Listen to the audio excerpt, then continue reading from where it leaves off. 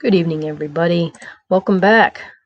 We are going to be reading the blog post for episode 2. This is the very second episode in the series. We're continuing where we left off after that very dramatic ending where the Vikings totally wipe out the clan, or so we think. And Goliath also believes this, and he is shattered in a metaphorical sense. No pun intended. All right, here we go. Welcome back. In this episode, we bid farewell to the Middle Ages and time hop 1,000 years into the future, 1994, which is it's our past now, and it will always be 15 or perhaps 10 years ago for me, even though it's been more than 25. Yeah. If you didn't read the review of Awakening Part 1, do it. I'll wait, or you can just watch the video.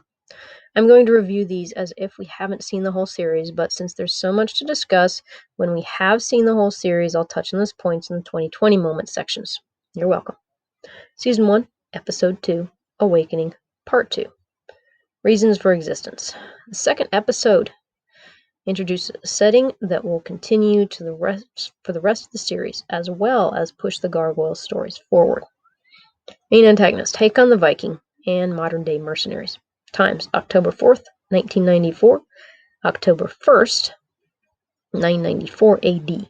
Locations, New York City, New York, USA, Castle Wyvern, Scotland. The second episode of the series has an even tougher job than the pilot. Hold the audience's interest while advancing the story. Before we jump in, time for, according to Greg Weisman and his cohorts, at first envisioned Gargoyles as a comedic, cartoony show. No, I'm not kidding. Disney's Gummy Bears was the closest analog, and it influenced the early concept of Gargoyles heavily. The wiki says, Gummy Bears are a fictional group of anthropomorphic bears who have a long and rich history and are relatively unknown to the humans of the world who believe that they are legends and fairy tales. I don't know if I've ever heard a legend or fairy tale about a gummy bear, but anyhow, they used to live peacefully with humans, but something unknown, likely human greed, happened to cause the bears to flee. The ancient great gummies left behind small, scattered populations of bears to watch over the gummy cities and warrens, such as the main group of the series, the Gummy Glen Gummies, to await the time when humans and gummies could peacefully coexist so they could then summon the great gummies to return home. Well, don't hold your breath on that one. Disney's Eisner didn't like the idea, though, which forced Greg and company back to the drawing board. That was probably the last good decision regarding programming Eisner ever made. Seriously. Here we got a little picture of the gummy bears. Reminds me of Tailspin. I watched all those Disney shows as a kid. Except Gummy Bears, ironically. 994 AD, Castle Wyvern, Scotland. After the familiar opening that was at the end of the last episode, so closing, we get a recap of the last episode. Gargoyles uses the recaps not only to reorient viewers, but also to hit that 22-minute time. Here we've got the trio looking out of the doorway from the rookery. The only time being grounded is good is when the raiders kill everyone outside. We roll into the continuation. Goliath and Greybeard find the entire clan demolished, all except the trio and the dog Goyle, which were grounded in the rookery. The rookery eggs are fine. They have a few seconds of sadness before Goliath decides to put their anger to good use, follow the Vikings to save the humans, and, more importantly, wreak his vengeance on Hakon for killing the clan. And we see very displeased Goliath with his eyes glowing white. Goliath's rage and grief are still on a lower level. They extend across the whole half of this episode.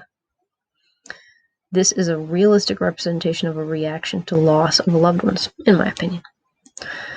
To the Vikings go the spoils. At the Viking camp, we find the soldiers feasting on the spoils. Little blonde Tom from last ep is there with his mom. He believes the Gargoyles will rescue him.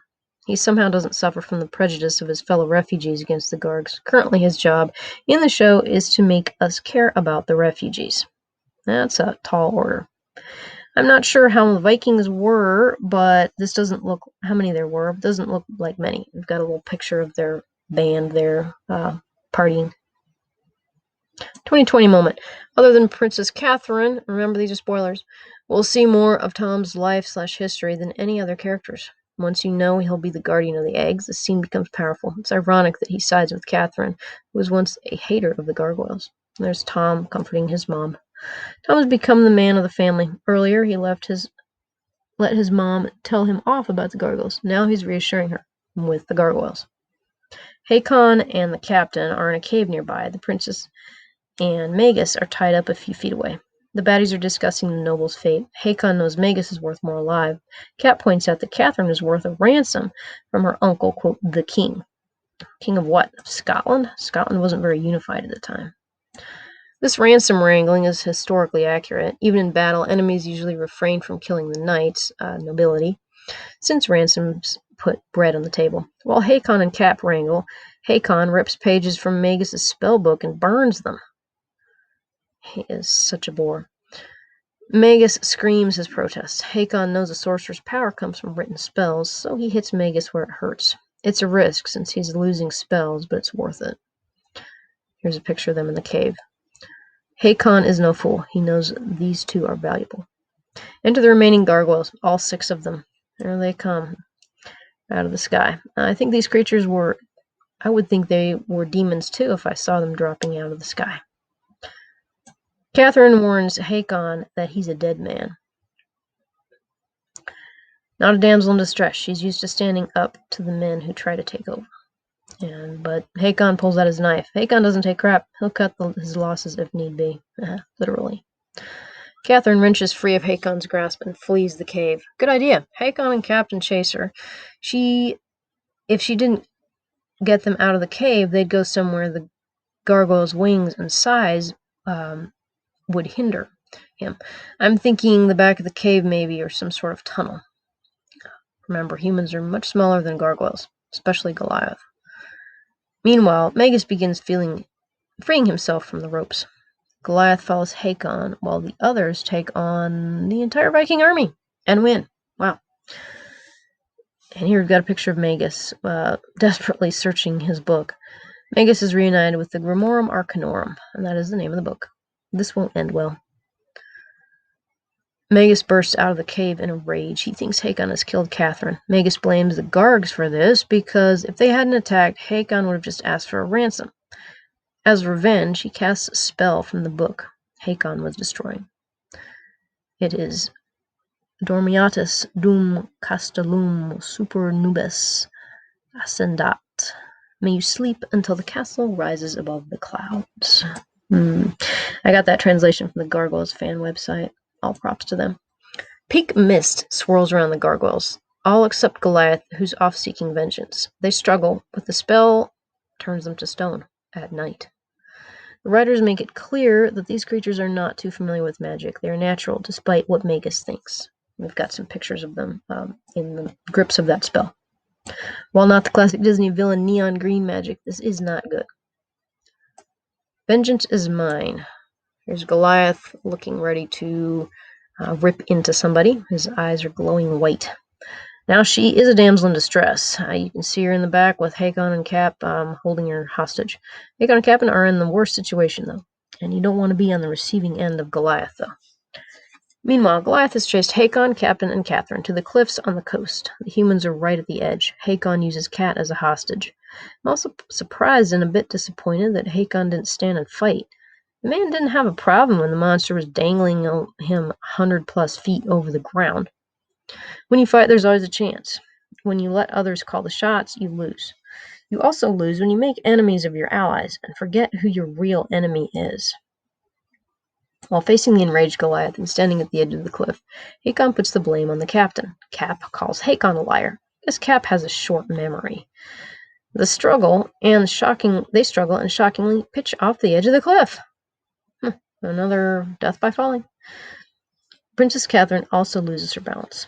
Some classic Disney death, and there's a picture of them falling into the abyss there. And this is rated Y7? Not today. I miss the 90s. As the villains plummet into the darkness of a Disney death in the waters and rocks below, Goliath catches Catherine. Despite all that she's said about him and how she's mistreated him, he plays the hero. He can't help it. Here we've got him catching her by the ropes. It's a good thing they tied those securely. Goliath shows noble, all too altruistic nature. If he'd simply ignored her, since she hates his kind anyway, and attacked the man, he could have had his revenge. But we'll see how that act of kindness turns out later.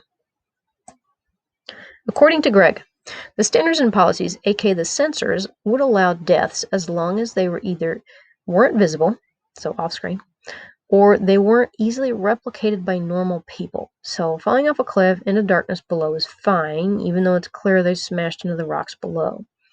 Being consumed by a magical item on screen is also fine, since you can't go out and throw a magical orb of death at the school bully. The liaison between the crew and the censors knew exactly how to play it, so Gargoyles came out on top. Again, props to them. Great teamwork. Goliath is rightfully pissed. He roars, "I am denied everything, even my revenge." There he is. Oh, that's a wonderful picture. His wings are outspread, looking very menacing. Despite the fact that the enemies are dead, he does not feel justice has been done. The mode and method of an enemy's death matters. As we'll see, revenge and its consequences is a huge, huge theme in Gargoyles. It's actually one of the core themes. So far, we've seen how Captain's revenge for mistreatment of himself and the Gargoyles ended. He's dead, and so are most of the Gargoyles. Magus's revenge has frozen the Gargoyles in stone. Goliath's efforts to wreak vengeance almost ended with Cat's death. We'll see villains across the vengeance spectrum, from those who believe revenge is a reason to live, to those who believe revenge is a sucker's game. And that's my personal opinion there, the latter. Here we have a picture of Goliath finding the what's left of the clan turned to stone. Goliath lost all his family and friends in one day. By rights, he should have turned into a villain. I've seen a lot less convincing villain stories. Goliath returns to find his remaining family and friends as stone statues. It's a painful scene. Goliath has seen the shattered bodies of his family, and now he sees his only remaining friends petrified.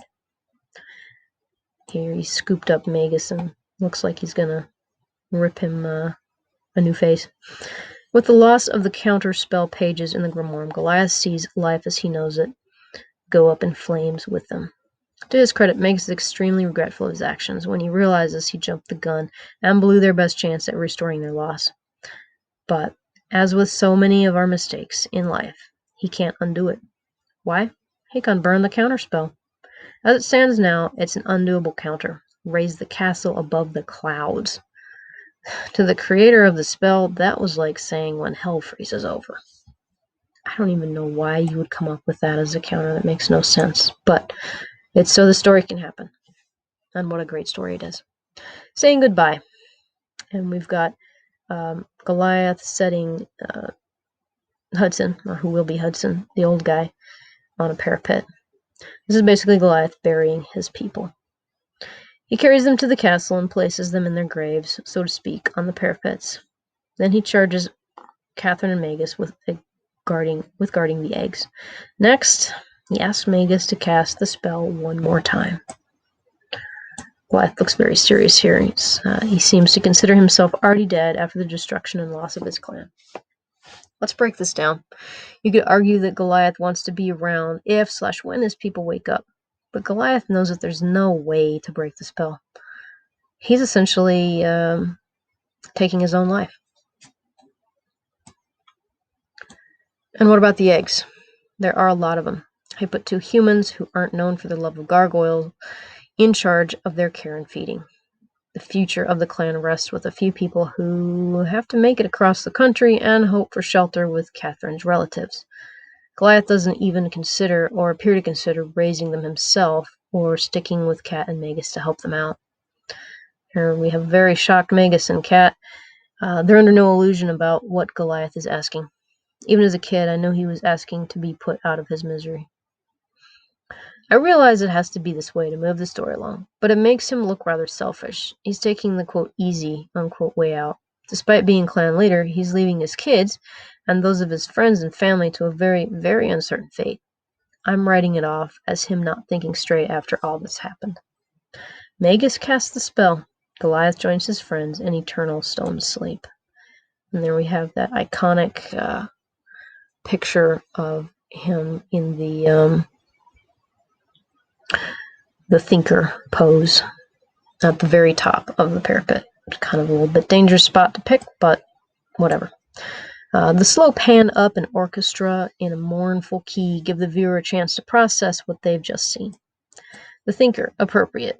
While the others struggle, he can only grieve.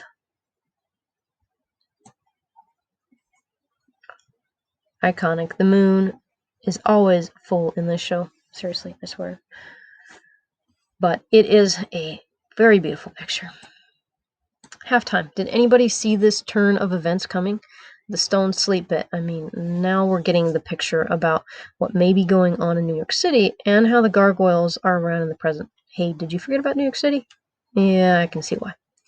We're assuming they're around anyway. The show is called Gargoyles after all. We never saw the top of that skyscraper that was raining rocks and Dungeon Master lightning.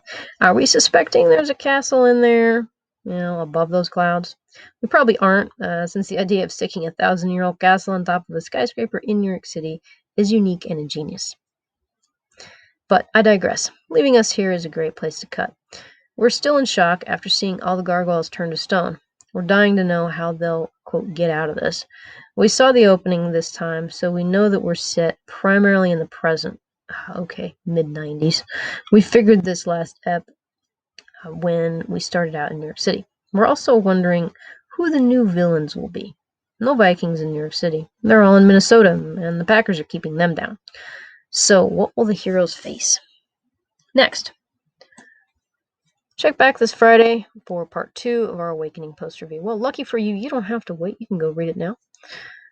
We will at long last, it seems long to me anyway, meet the new breed of antagonists and villains. I, for one, can't wait to take a closer look at my favorite antagonists, David Xanatos and Owen Burnett. They really don't get enough credit, except for maybe on Greg XB's blog of Clue by Force. You should also check out Storyteller Wes's blog, and I'll put a link down there. Xanatos is his favorite character as well. Yeah, fellow fan. Also, different Greg. Greg XB is a different Greg from Greg Weisman, by the way. And you, of course, can leave your thoughts in the comments, either on the vlnresearch.com page or in the comments on this platform. Like, subscribe, do all the things, and thank you so much for watching. We will see you next episode.